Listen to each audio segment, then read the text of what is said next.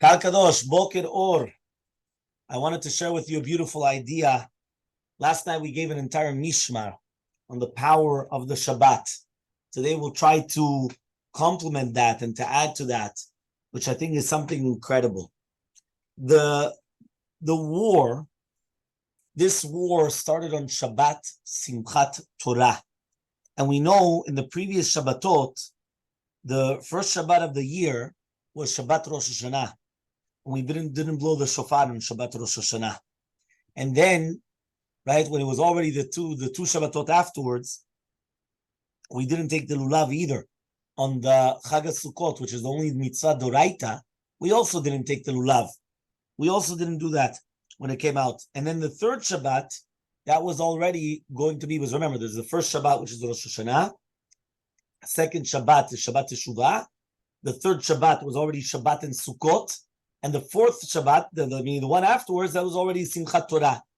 Okay? So he comes and he says, and that's exactly that we're coming, and usually we're not even allowed to dance on Shabbat, but Shabbat, Simchat Torah, we're allowed to come, to dance, we're allowed to do everything. Why? Simchat Torah. When they went and they actually did this, there were two yeshuvim that they did not bichlal go into because they were shomer Shabbat. The yeshuv of Saad and Alumim. Those are the two yeshuvim which are religious, right? Which are in Otef Aza, which are on the bottom by the Gaza Strip, which are shomer Shabbat. There's kibbutz Saad, which is mamash right in front of Kfar Aza.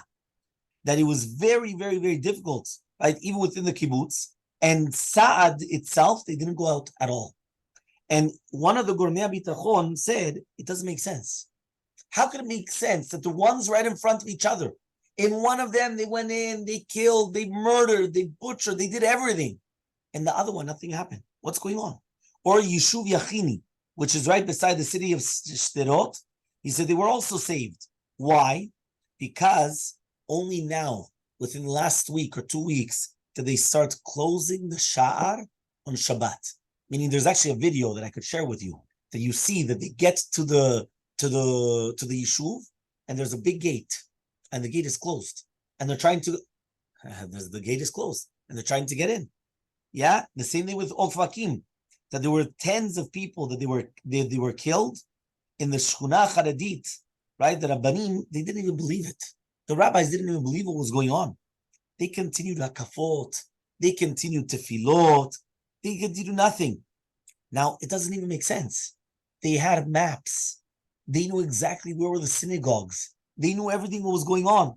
So Rabbi Zilberstein came and he said on Isu Chag Sukkot, he went and he said that we had to strengthen ourselves in learning in Chot Shabbat and to take in Knesset Shabbat early in order that the zechut of the Shabbat should continue coming and protecting us and all of Klal Yisrael. By the way, there's an organization called the Zakeni that they're usually to do with infertility, and they try helping couples have children.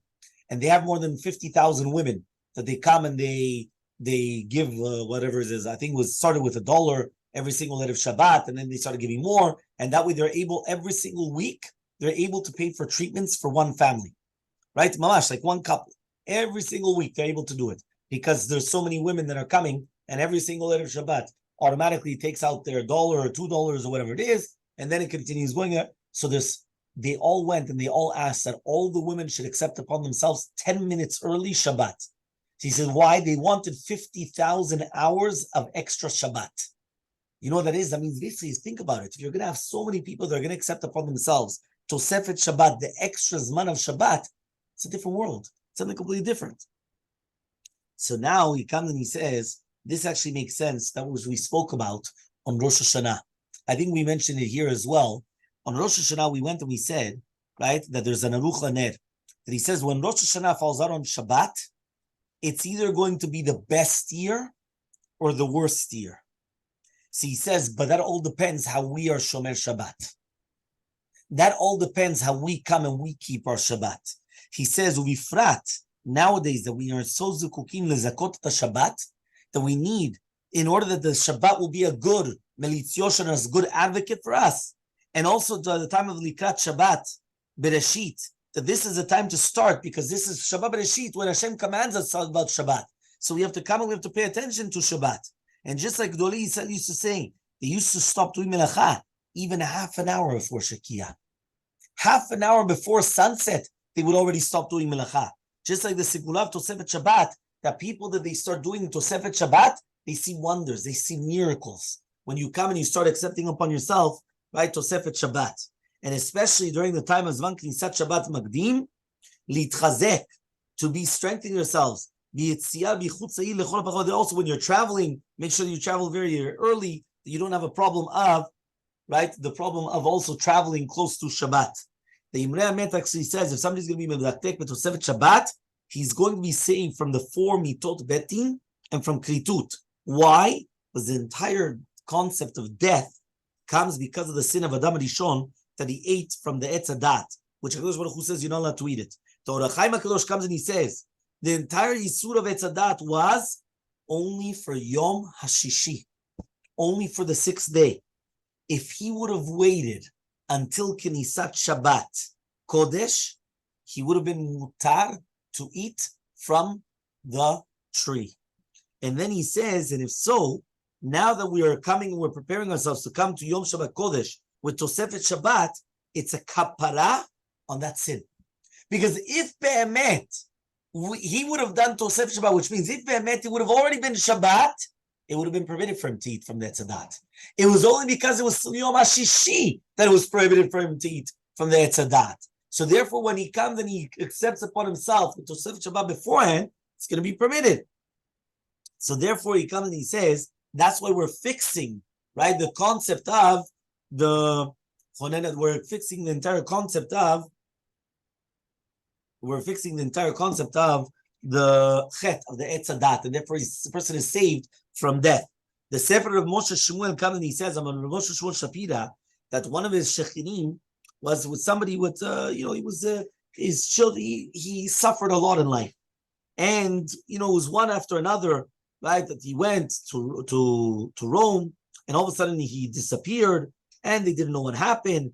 And they went to him, and he went and he told him, right, exactly where to look for him, right? Because he already thought that maybe he wasn't alive anymore. But they went, right, and he told them exactly where to go, and they found the body, right, which was in one of the forests in Rome. They found the body. He already passed away, but they found him. Right after the Shiva, they went and they asked for tikkun and tshuva for tzarot rabot, and Rabbeinu went and he said, "Kiblu Shabbat chetzi shah lifnei hazman." Accept upon yourselves half an hour before the Shabbat, accept Shabbat. Why? Likrat Shabbat lechu v'nelecha, ki hi mekor beracha. That is the mekor beracha. If you're going to come and you're going to accept upon yourselves the Shabbat, right? Shabbat early, that's the ikar beracha. Do that, and you'll have all the best. Don't worry about anything else. And that's why it's so important, the concept of Kiddushat Shabbat. Look how what it was, right, on the onish, the punishment of the Etzadat, right? We know that the Chavetz Chaim, he comes and he says, or the Chavetz Chaim al Torah, Kama noalu hem aktanei emunah shemechalim lekabel et Shabbat. He says, look at these people that they come and they accept Shabbat last minute, and then they come and they go running and they're the first ones to run out of the Shabbat. He comes and he says, you don't understand. That comes from the klala. Bezeh atapecha toch alechem. Only on Shabbat we get out of the curse that we have to come and work for our parnasah, and then we get the baruchu, we get the holiness. So he comes and he says, instead of us coming and getting the bracha, and that bracha is going to have an effect on all the rest, why are we running away? Why are we running? Right? And we're the first ones to run out of the Shabbat. And that's why it's so important for us just to understand about this. Shmirat Shabbat, if somebody's going to come and to watch Shabbat properly, and number two, he's going to be Magdim Knisat Shabbat, right? Even half an hour before the Shkia, right? There's so many different stories about different people that they came, and they were very, very powerful, that they were saved from tragedies and everything only because of the Shmirat Shabbat, right? And that's why it's very, very important, right, to watch over the Shabbat, right? He comes and he says, the Rambam, he comes and he says, HaKavod yoter gadol hui, sherabim u'gedolim yotzim la'kavalat Shabbat. He says, when you come and you're going to accept Shabbat, right? We come and we say, boi kala, you're going out, we're accepting Shabbat Malketa, What are we trying to do exactly? It says the greatest kavod is that we come out and we accept the Shabbat. He says they already had a minhag for many, many years to come all to start singing Lichvod Shabbat.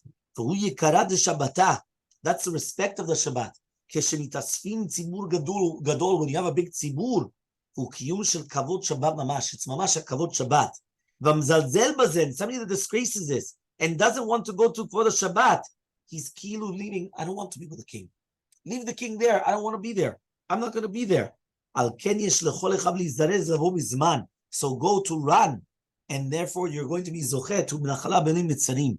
And therefore you come and look how important it is, what it is, the concept of the Shabbat.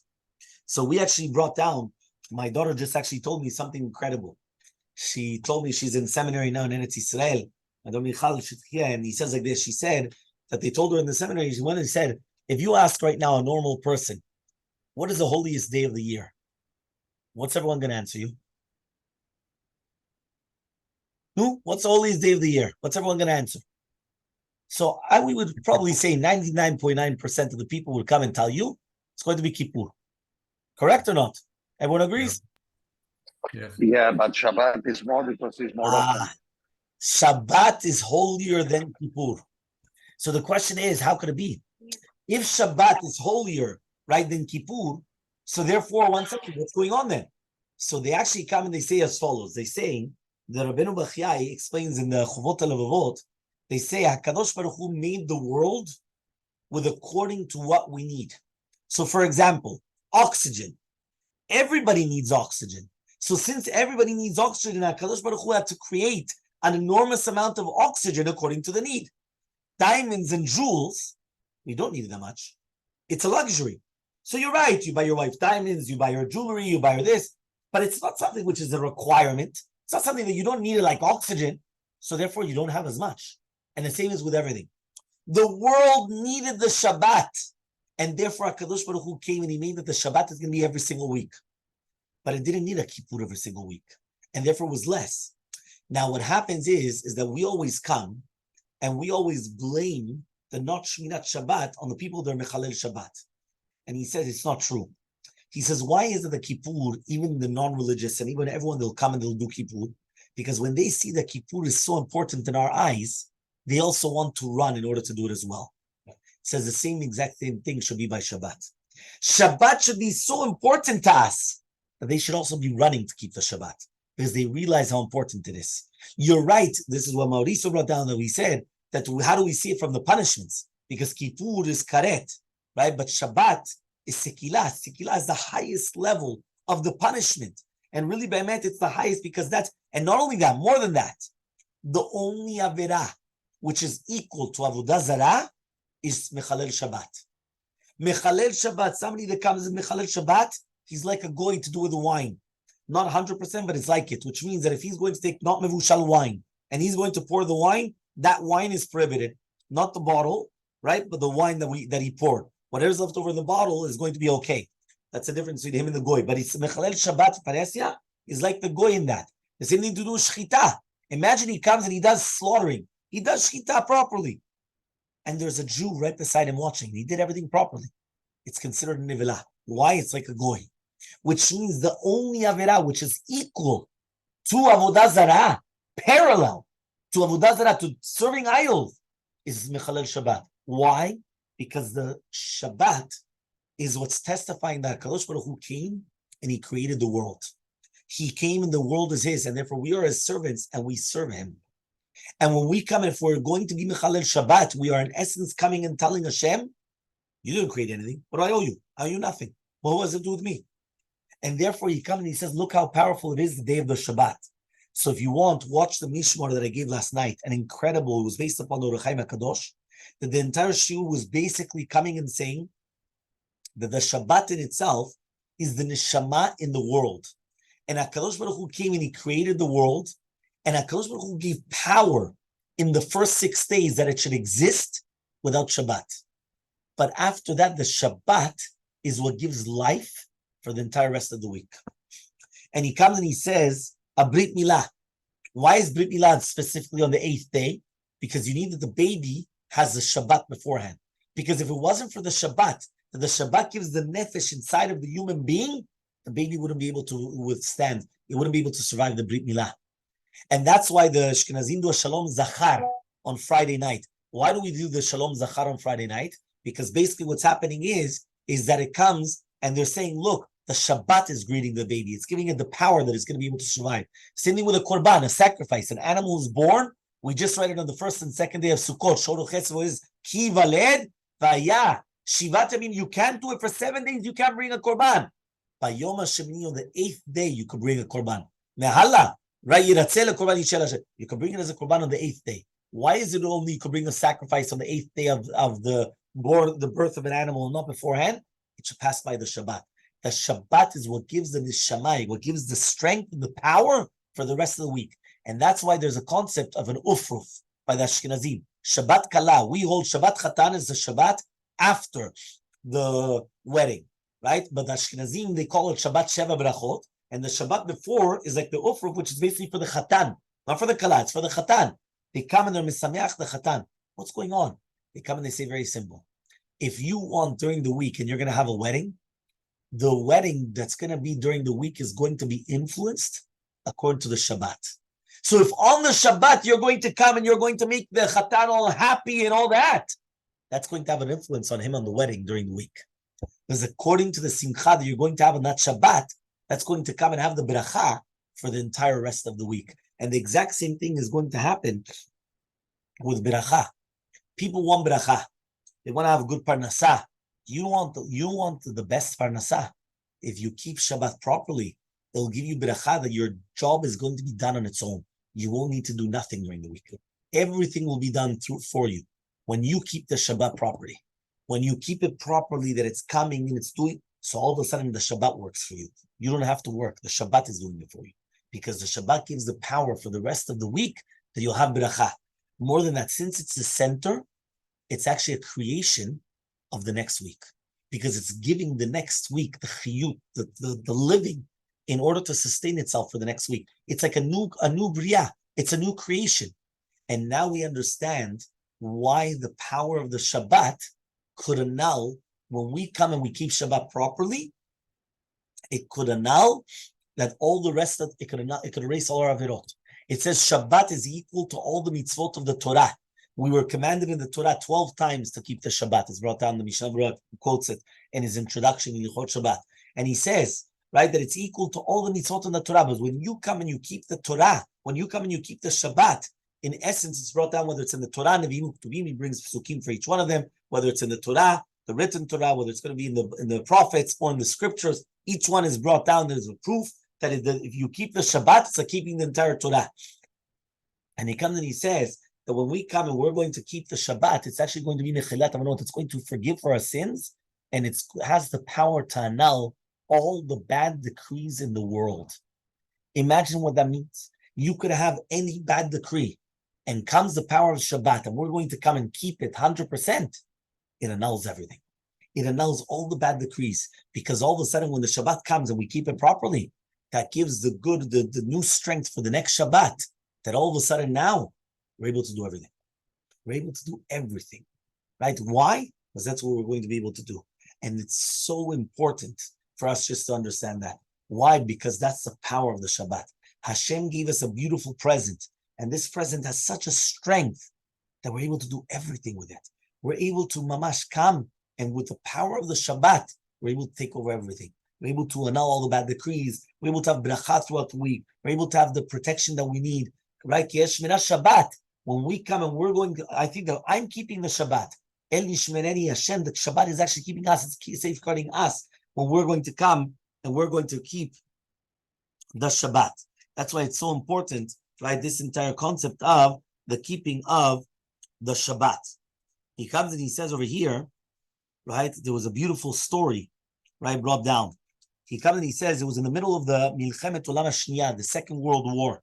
He says, imagine right now what was happening in Europe, and everyone knew what was happening, that it even went to Israel, what was going on in Europe with the Holocaust, and everyone was all afraid, right? Because they already knew exactly what they wanted to do, that they wanted to cleanse, right, the entire world of everyone. So he says that it was going on all the Jews in Europe, right? And they didn't stop. They just continued from one kila to another kila, from one family to another family, and that's what they were doing, right? And they were just doing everything. And kilu that was there's askala, this is what you're supposed to do, and so on and so forth. So he comes and he says, right, like this: there was a yeshuva Yehudiya katan in Eretz Yisrael, which they were very, very, very afraid, and they were very nervous, right? They didn't know what was going to happen, right? What was going to go on. So they were all afraid. From Eretz Yisrael Ketana, they didn't know where to run away, right? Europe was almost conquered, and even in the east and everything, there was not, where are they going to go exactly? So what happened was they went to the Tzion of the Chaim HaKadosh, and there was a lot of fear, and they didn't know what was going on. During the time, it was under British rule.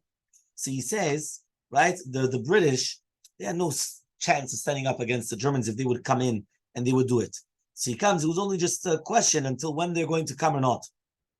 So he comes and he says like this, he says, right, when they were going to be very, very tired and so on and so forth, he says it was a night of Shabbat, very late at night.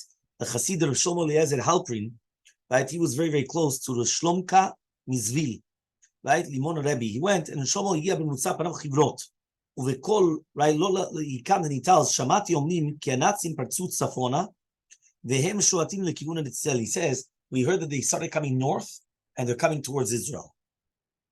So they already knew, right? It was basically just only a few days until they would be able to get there. And they know what's going to happen. So he comes and he heard it. And what happened, he closes his eyes, right? And all of a sudden he starts going back and forth. Afterwards, he comes and he says, Chaval. He says, Chaval, you didn't come earlier. Before I came and I did Kiddush on the wine. If you would have come then, I would have been able to come and to be a shutaf, a partner with the Yitzirat HaOlam Kulo, and I could have stopped them. So he comes and he starts going again. And he comes and he says that he knows that he's coming and he's going through all the worlds and everything. He goes to the mikveh, he comes up and he says, Kvar kidashti alayayin, ani kvar shutaf with HaKadosh Baruch Hu, and as a shutaf, I'm going to come as a partner with Hashem. I'm going to be kovea that this Rasha, the Nazi, he should have maluma kashe, he's going to fall and he won't be able to get up again. He says, not going to be one hair from the heads of a Jew that's going to be in Sion in Israel that will fall. All of them, they were shocked, right? Mamash, he was gozer gezerah bekoach shutfut v'kiddushat leil Shabbat. They listened, right? But they were actually calm, right? Afterwards, it came out that same night, they started, right? There were more than 100,000 people that came. There were 500, whether it's going to be tanks and planes, and all of a sudden, they had to go back, basically. The Britain came and they were able to actually start to, so all of a sudden they had to come back, right? He says that's the Koach HaKadosh of the Shabbat, the power of what it is, the Shabbat. Kol Yehudi, every single Jew becomes a partner with Hashem, right? When he's going to come, he's going to be, and you're actually able to come and become partners with the Kadosh Baruch Hu, right? And therefore he comes and he says, Kimisibazu, we're coming and we're separating from the Malachim which are coming, and they come to us with the lid, Setchem Shalom. We come and tell them, go out in peace. What does that mean? It looks weird. The Malachim are coming to join us, and we tell them, thank you for coming, thank you for leaving. Say they just came to your house. What are you doing? Why are you sending them? Right? He says, at least tell them to stay for Seudat Shabbat. The answer is, Setchem Shalom is talking about that the Malachim should leave the house before the Kiddush in order, because they are not there at the time of the Kiddush. Right? So therefore he comes and he says, Kedei legadol lanu uvda yekara. HaMalachim, they don't stay with us for Kiddush. They want to run out. Malach, he sees a human being, magia ledugma, shutafut with the Borei Olam, he's going to be jealous of us. And therefore he cannot see it. And therefore we ask the Malachim, leave the house before Kiddush, in order that you shouldn't see what type of a power we get to. When we come and we do the Kiddush on the Friday night, we have such a power, the Malachim would be jealous of us. So we tell the Malachim, please leave. Setchem Shalom. And they leave. Because if they would have stayed, they would be jealous. What's going on? That we get to such a level that we're able to become a partner with the HaKadosh Baruch Hu. And we tell HaKadosh Baruch Hu, Hashem, we are your partners. Please, you're going to come and you're going to tell us that what? That since we are your partners, you have to stop Ansharesha. You have to stop the evil in the world. You have to stop everything what's happening, right? That we should have protection. But it's all coming from the zechut and the power of the Shmirat Shabbat. The Shabbat is the most powerful weapon that we have. We must vitalize, we must use it. And that is what we're supposed to be doing. Keep the Shabbat, and Hashem will always protect us. Annul all the Gzerot Ra'ot, and He will Be'ezrat Hashem always protect us from all the evil that is going to be done throughout the entire world. Amen. Be'ezrat Hashem.